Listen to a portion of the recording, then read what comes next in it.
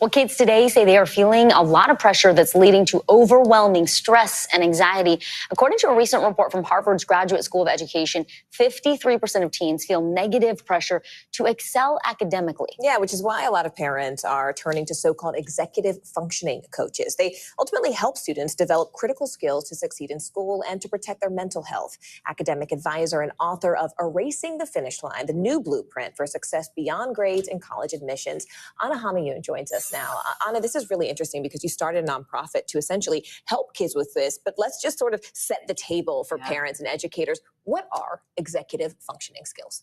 So executive functioning skills are those key mental processes that help us reason, concentrate, and take on new challenges.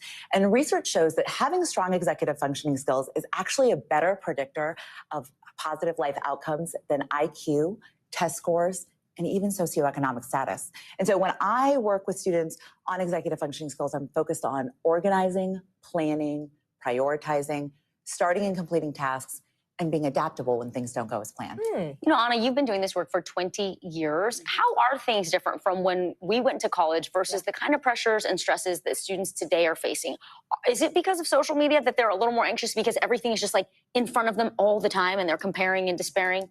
Well, it's different, but it's always existed. So when I think about it, 20 years ago when students would come into my office and I would ask them what their biggest distractions were, they would tell me food, sleep, their sibling, their dog. Yes. But today, it's really around technology and social media. And so many students need to use technology in order to do their schoolwork. Sure. And it can also be their biggest distraction from getting work done. It's so addictive. Yeah, I mean, so what can we do about it as parents?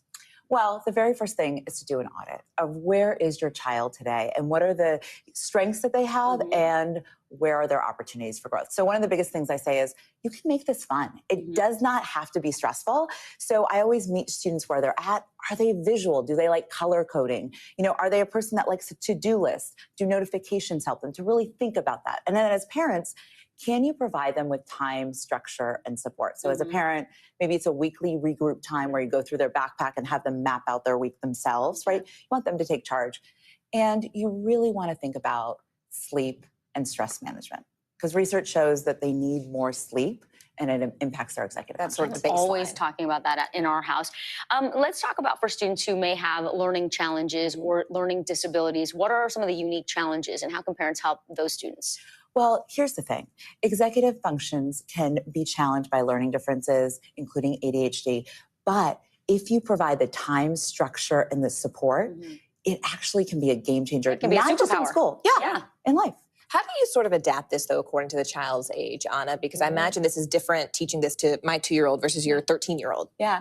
So, I mean, we're learning our executive functions from birth. So if you have a preschooler, their ability to tell a story with a beginning, middle, and end, that's an executive function. Their ability to have working memory of something you told them 3 weeks ago and relate it to something you're telling them today, executive function. And when you're talking to a 13-year-old, you really want to make it about them because identity development is so important. So you want to say, what's important to you? Are your daily habits moving you towards your goals or away from them? And then look at that as a way to start the conversation. Ana Homayoun, Bringing so them helpful. into the conversation. Absolutely, always let them lead. We appreciate it, Ana. Thank you very much. Great discussion. Great discussion indeed. And stay right here for more great discussions. You are watching NBC News Daily.